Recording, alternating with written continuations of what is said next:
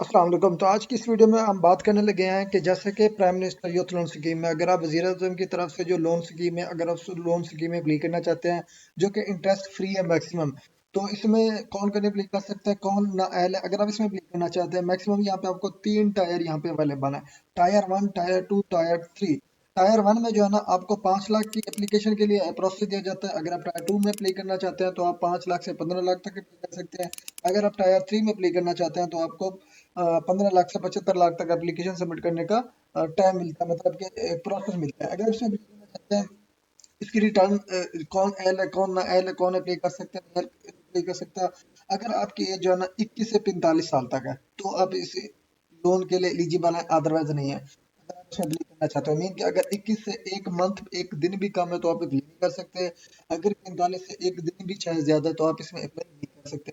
और इसके अलावा जो पाकिस्तान के रेजिडेंट नहीं है, मीन के ओवरसीज हैं, किसी और कंट्री से बिलोंग करते हैं, उनकी सिटीजनशिप है, तो वो भी इस लोन स्कीम में अप्लाई नहीं कर सकते।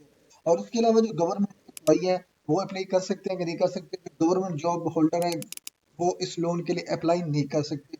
और यहाँ पे जो मिनिमम एजुकेशन रिक्वायरमेंट है एप्लीकेंट के लिए, यहाँ पे कोई जनरल रिक्वायरमेंट नहीं है तालीम की। आप पढ़े लिखे हैं, अनपढ़ हैं, कुछ भी करते हैं, आप इस लोन स्कीम को अप्लाई करना चाहते हैं तो आप अप्लाई कर सकते हैं। तो ये है 4 चीजें जो कि एक बंदे को नाअहल करती है, अनएलिजिबल करती हैं। तो ये इन 4 कैटेगरीज में से जो होंगे वो इसमें अप्लाई नहीं कर सकते, और जो एलिजिबल है वो अप्लाई कर सकते हैं। और इसके अलावा अगर आप फिजिकली अप्लाई करना चाहते हैं, जी मैं खुद बैंक में जाके इस लोन स्कीम की अप्लाई करना चाहते हैं, तो ऐसा कुछ भी नहीं है। आप ऑनलाइन ही इसकी लोन एप्लीकेशन सबमिट करेंगे, ऑनलाइन ही इसका प्रोसेस होगा। अब ऑनलाइन प्रोसेस का क्या होगा, यहाँ पे जैसे कि वेबसाइट का लिंक यहाँ पे दिया हुआ है, इसका डिस्क्रिप्शन भी आपको मिल जाएगा। यहाँ पे आपको ऑप्शन मिल जाता है अप्लाई फॉर लोन। अब यहाँ पे जिन्होंने ऑलरेडी एप्लीकेशन सबमिट की हुई है उनके लिए मैं ये चीज़ बता देता हूँ। अगर आप स्टेटस चेक करना चाहते हो तो यहाँ पे क्लिक करके आप अपने जो फर्दर जो इन्फॉर्मेशन डिटेल्स है वो यहाँ पे फिल करके आप अपना स्टेटस चेक कर सकेंगे। और दूसरा, अगर आप इंस्टॉलमेंट की रीपेमेंट चेक करना चाहते हैं, उसका कैलकुलेटर यूज करना चाहें तो आपको यहाँ पे कैलकुलेटर भी प्रोवाइड किया गया है। यहाँ पे आप अपनी मंथली इंस्टॉलमेंट जो आप पे करेंगे वो भी यहाँ पे आपको कैलकुलेटर इसका मिल जाएगा। फॉर एग्जाम्पल अगर आप 5 लाख पे करना चाहते हैं जो कि 0% इंटरेस्ट का है, कोई भी इंटरेस्ट नहीं है, बिल्कुल फ्री में है।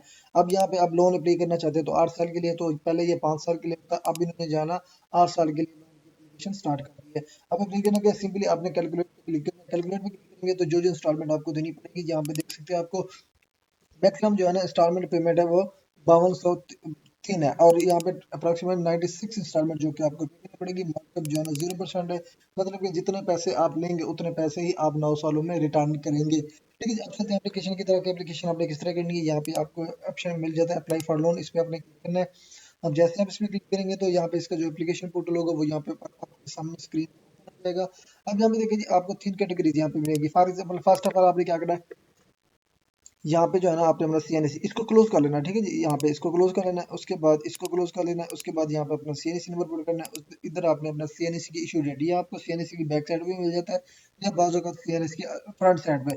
उसके बाद यहाँ पे आपने टायर सेलेक्ट करना है। आप 5 रेल के लिए प्ले करना चाहते हैं तो फर्स्ट वन जो कि 0% इंटरेस्ट के साथ है। अगर आप प्ले करना चाहते हैं 5 लाख से 15 लाख तक, इसका 3% जो है ना मार्कअप है। अगर आप इसमें प्ले करना चाहते हैं 15 लाख से 75 लाख तक, इसका मार्कअप जो है ना 7% है। तो आप अपने इंटरेस्ट के मुताबिक जिसमें आप अप्लाई करना चाहते हो तो अप्लाई कर सकते हैं। अप्लाई करने का सिंपल सा प्रोसीजर है। फॉर एग्जांपल यहाँ पे मैं 5 लाख से जो है ना 15 लाख के अप्लाई करना चाहता हूँ, सिंपली इस पे क्लिक करूंगा, उसके बाद इंटर पे क्लिक करना है। जैसा कि यहाँ पे देख सकते हैं, अब जिन जिन एप्लीकेंट ने ऑलरेडी अपनी एप्लीकेशन सबमिट की होगी वो उनका सीएनसी ऑलरेडी यहाँ पे रजिस्टर्ड आएगा, तो वो दोबारा इसमें अप्लाई नहीं कर सकते। तो अब यहाँ पे हम जो है ना सीएनसी नंबर चेंज करके यहाँ पे सबमिट करते हैं। तो यहाँ पे हमारा जो है ना एप्लीकेशन फॉर्म यहाँ पे ओपन हो जाएगा। अब यहाँ पे देखिए हमारा एप्लीकेशन फॉर्म ओपन हो चुका है। इसको हमने क्लोज कर लेना है। क्लोज करने के बाद ये जो स्टेप्स है जो कि आपको फॉलो करके अपनी एप्लीकेशन सबमिट करनी पड़ेगी फॉर लोन। अब यहाँ पे लोन के लिए किस तरह आपने जो तमाम तर सेक्शन है ना जो स्टार के साथ होंगे वो अपने फिलअप लाजमी करने होंगे। और उसके अलावा आपने एप्लीकेशन करते वक्त अपना सीएनएसी अपने पास रखना है, विदाउट सीएनएसी यहाँ पे प्ले नहीं कर सकते। अब यहाँ पे डिटेल्स आपको प्रोवाइड करनी पड़ेगी। आपकी जो इनिशियल सिलेक्शन प्रोसेस होगा उसके बाद आपको पर्सनल डिटेल प्रोवाइड करनी पड़ेगी, फिर आपको बिजनेस प्लान प्रोवाइड करना पड़ेगा, फिर लोन अमाउंट सेलेक्ट करनी पड़ेगी, फिर आपने जो है ना इनकम अपनी बतानी है, सोर्स ऑफ इनकम बताना है, फिर आपने बैंक सेलेक्ट करने के किस बैंक में आप अप्लाई करना चाहते हैं। उसके बाद जो है ना आपको डॉक्यूमेंटेशन अपलोड करनी पड़ेगी, बिजनेस फिजिबिलिटी रिपोर्ट अपलोड करनी पड़ेगी। उसके बाद जो है ना आपको 2 रिकमेंडर प्रोवाइड करने पड़ेंगे। 2 रिकमेंडर आप अपने दोस्त को भी दे सकते हैं, रिलेटिव भी दे सकते हैं, फैमिली मेंबर को भी दे सकते हैं, इसमें कोई रिस्ट्रिक्शन नहीं है। ठीक है। और यहाँ पे देखें जी, अब अप्लाई किस तरह करेंगे? फॉर एग्जांपल मैं यहाँ पे आपको बता देता हूँ। आप अपने यहाँ पे मेंशन करना आप गवर्नमेंट एम्प्लॉय हैं कि नहीं। उसके बाद आपने सिटीजन मेंशन करना है कि आप रिहायशी पाकिस्तानी हैं या नहीं। उसके बाद आपने यहाँ पे मेंशन करना है अपने बिजनेस डिटेल कि आपका नया बिजनेस है या ऑलरेडी आपका बिजनेस चल रहा है, आप उसको मजीद बढ़ाना चाहते हैं। मैं यहाँ पे फॉर एग्जांपल जी न्यू बिजनेस करना चाहता हूँ, न्यू बिजनेस क्लिक करूंगा। उसके बाद वो कहता है कि आपका कोई सियासी ताल्लुकात तो नहीं है, यहाँ पे नो किया है आपने। उसके बाद आ जाता है ये कि आप जिस एरिया में रहते हैं वहाँ पे कुछ सैलाब वगैरह आया है जिससे आप मुतासर हुए हो। अगर आप हुए हैं तो आपने यस कर देना, अदरवाइज नो पे क्लिक करना है।